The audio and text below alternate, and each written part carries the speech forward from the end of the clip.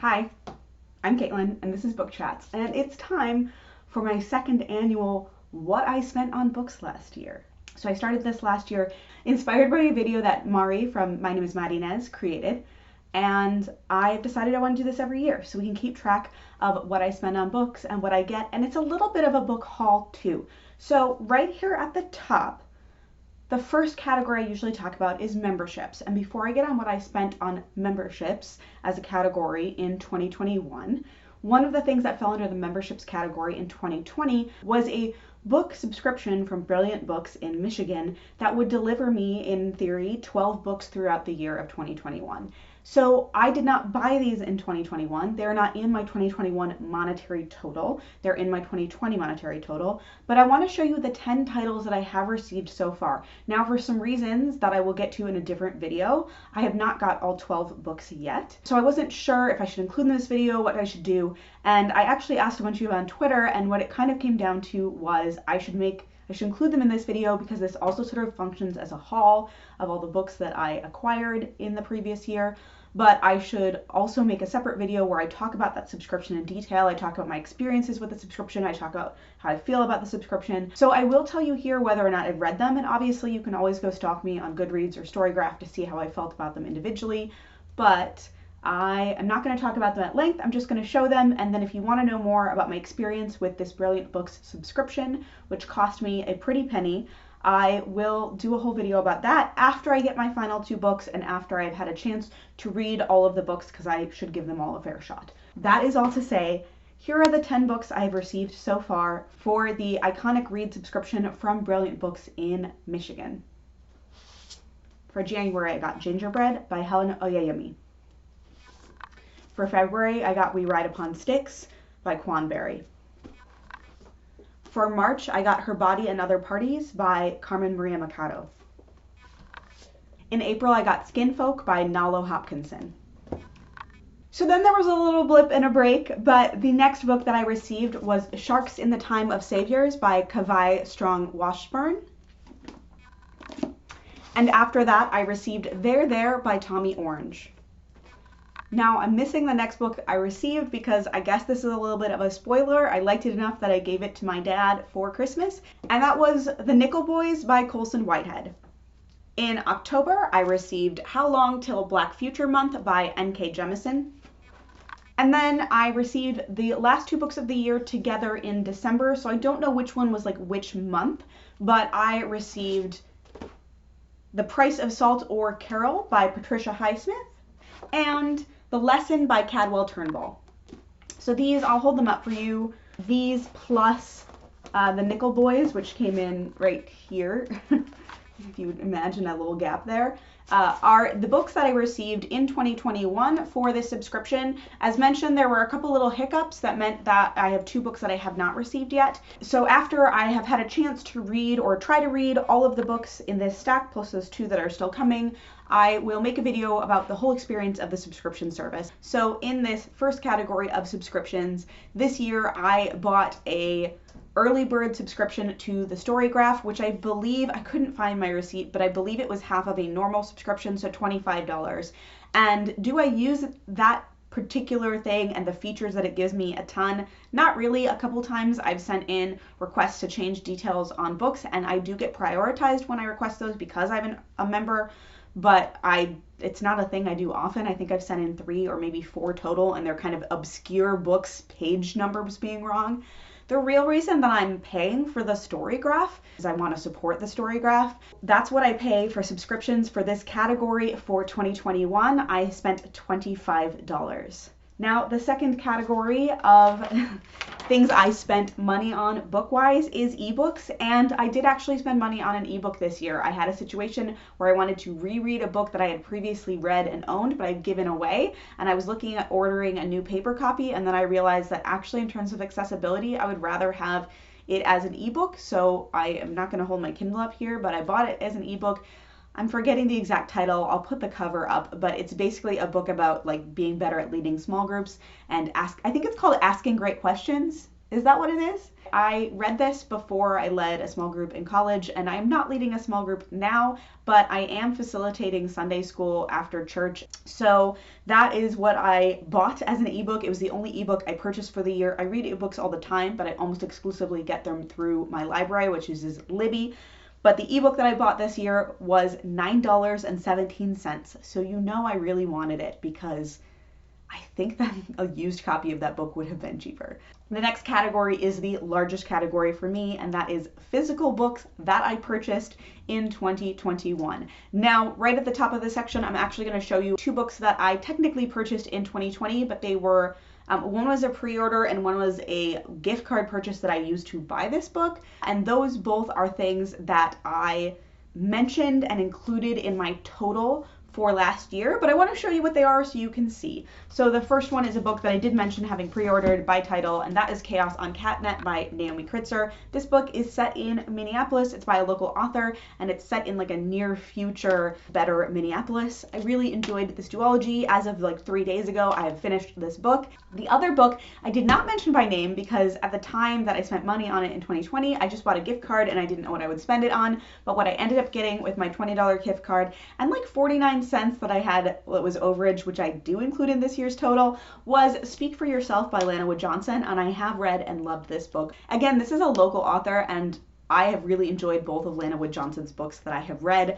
I highly recommend them. All right, so on to books that I completely bought. All of the money was spent in 2021. Right away in the beginning of the year, I spent $10 buying 2 copies of this special Fake Rate edition of Collateral Damage. I am planning to give one to a friend as a gift. Anyway, I was delighted to buy. This is my 3rd and 4th copy of this book that I've bought. I previously bought it for myself and a friend. I had Taylor personalize it at BookNet Fest. If we ever get to go to BookNet Fest in person again, I'm hunting you down, Taylor, and making you sign and personalize this one too, even though I have a signed book plate for it. But I really enjoyed this book, and the other copy I own is softcover, and I wanted this hardcover. It has these kind of cool sprayed edges. It has just a nice, solid, beautiful hardcover, and then it also has art behind the dust jacket, so just really delightful. I love it. Thank you, Taylor. I can't wait for your next book, please. Please. All right, I act like she's gonna watch this and she's definitely not. The next book that I bought was a pre-order snafu, my friends. Bless Schuler, they were so kind. They reached out to me when they realized I had ordered the same book twice on 2 separate orders, and were like, hey, did you mean to do this? Because we can cancel one of them. But unfortunately, at that point, Susan had already come in and signed and personalized them. And so I was like, if they're already signed and personalized, that's totally fine. I can find someone. And actually, Kate from Chapter Kate has already volunteered to take my spare copy. So I'm not going to show the spare to you. But this is Witch Shadow by Susan Dennard that I pre-ordered 2 copies of. And I did not count it in last year's total, so I'm counting both copies in this year's total. If you also want a signed personalized copy of any of Susan Dennard's books, order it from Schuler Books. They're great. They have great service. They tried to stop me from myself and my own ineptitude. So the rest of these are more reasonable. The next thing I did, so what happened was, when I was going to pick up the Catnet book, I also happened to notice that the paperback of 13 Doorways, Wolves Behind Them All was being released at about that time. So I reached out, well, I didn't reach out. I went on the Moon Palace Books website. By the way, should I be mentioning all the places I got these? So far, everything I've mentioned, okay, so Speak for Yourself I got from Red Balloon, and Chaos on Catnet I got from Moon Palace. So when I went to pick that up, I knew that 13 Doorways, Wolves Behind Them All the paperback was being released about the same time, so I was like, oh, I really loved that book. I have already read this before I ordered it. I really loved that book. I want to own this paperback. It's a beautiful paperback. So I ordered this from Moon Palace and was like, I'm just going to pick it up when I pick up Catnet, so I didn't have to go over there twice. And also in this order, I ordered, because I noticed that the exact same day this paperback was being released, I think either the paperback for A Kingdom for a Stage was being released or the final book in this trilogy was being released. But either way, I panicked and was worried that I wouldn't be able to get hardcovers to match my hardcover of the first book. if I waited until I'd actually read the first book to read them. So in that same order, I ordered 13 Doorways, Wolves Behind Them All by Laura Ruby, which I read before I ordered and really do love. It's a very interesting book, and if you've read it, please let me know so we can discuss. And I also ordered A Kingdom for a Stage and On This Unworthy Stage, which are the sequels to Four Muse of Fire. This is the whole trilogy. They're all out now. And this I have not started yet. I don't know if I'll like it, but I like Heidi Heilig enough to support her by buying these books. So even if I read the first book and don't like it enough and just give all 3 of them away, I will feel good about this purchase. So those are the 3 things that I ordered and picked up when I ordered my Catnet pre-order at Moon Palace Books in Minneapolis. After all of that was a Speak for Yourself. At the same time that I signed up for the event, they were having an event coming up with an author who is friends with one of my friends and who I have met. So I also pre-ordered my final pre-order of the year, but it was only like 2 weeks ahead of the year, and that was Hollow Chest by Brita Sandstrom. This was great. I have read this. It's a middle grade. I did realize while reading it that I think I am now slightly too old for middle grades because I kept having to stop reading it because I was panicked about this child and what was happening to them and if they were going to be hurt. I don't think I would have had that problem even 5 years ago, but I'm now at the age where I want to protect all the young children from all the things. So that was my final pre-order of the year, and I believe it was my final purchase from Red Balloon Books of the Year. All right, I have 4 more books that I paid for this year, and the first of those is part of a project that I may or may not do, but it is Evangelicals Incorporated, Books and the Business of Religion in America. It's a nonfiction book that I read about in a different article and was wanting to read because it's kind of about how Christian publishing and evangelicals feed off of each other and shape each other. I just bought it from Aid Books online, and then I got in my copy from the library of Firekeeper's Daughter, soon to be my favorite book of the year. And 3 chapters in, I knew I had to own this book because it's spectacular. So I walked over to Birchbark Books, which is the bookstore owned by Louise Erdrich, and picked up a copy of Firekeeper's Daughter. I love this book. It's amazing. I highly recommend it. And I'm so happy to have this beautiful cover on my shelves. The final 3 books that I bought for the year, I bought all of them from Moon Palace Books. I pre-ordered Roar of the Sea. I actually pre-ordered a copy for me and for my sister. This is actually by my aunt, Deb Vanasse, and it is nonfiction about, I believe, the seal industry in Alaska. And while I was ordering those, I caught up on her previous nonfiction book, which I had not bought yet, which is Wealth Woman, Kate Carmack, and the Klondike Race for Gold by Deb Vanasse, my aunt. So I am looking forward to reading this one at some point in the year, and I will let you know, next year you'll see my pre-order of Roar of the Sea in this video. And then when I went to pick this up, because it took a little bit of time to come in because it had to be like specially ordered by the bookstore. Did I order something else at the same time? Oh, I ordered something else at the same time that I gave away as a gift. This was specially ordered by Moon Palace for me, so when I went in to pick it up, I also looked at the shelves a little bit, picked up a couple other books, one of which was a gift, but one of which was a book I've been thinking about buying since last year when I read it, and that is No Visible Bruises, What We Don't Know About Domestic Violence Can Kill Us. This was the last book that I purchased in 2021. I believe that I purchased it in November of 2021. It's the last book I purchased for me, and this book is spectacular, and I specifically wanted to get the softcover because if you've read this book in hardcover, you owe it to yourself to check out a copy of the ebook or the paperback from the library, because there is like, I don't know if afterword is the right word for it. Let me check what it's called. It is an afterword. So there is an afterword to this book that was written after the author had been on tour for the hardcover, but before the paperback was published. It's in the ebook, which is how I know about it, because I happened to read the ebook and it was there. And I think it is an extremely powerful addition to this book overall, and I think it's absolutely worth reading. And if you read this book, don't read the hardcover, read the ebook or the paperback, or if you do read the hardcover, also get a copy of the ebook or the paperback from the library and read that afterward, because it's super powerful. All right, so those are all of the books that I spent money on. And I'm going to tell you that total in a second. But I also have a handful of books because, again, this is sort of a haul. A handful of books that were free to me during the year. And so I do want to mention those really quickly. But I'm going to do like section 3, physical books, physical books I purchased and how much money I spent on those. And that is $296.56 across 12 books. And now I'm going to show you the 7 books that I got for free during the year. So actually this first one I think my dad gave me right at the end of last year, but I didn't talk about it in that video because I couldn't find it at the time. So my dad gave this to me right at the end of the year in 2020, and so I could read it and we could discuss it. I haven't done that yet, which is so bad of me because I gave him the Nickel Boys for Christmas and he started reading it immediately. So I'm a terrible daughter. That is Two Old Women, an Alaska Legend of Betrayal, Courage, and Survival. This, I believe, is just a short sort of nonfiction book, but I'm not totally sure.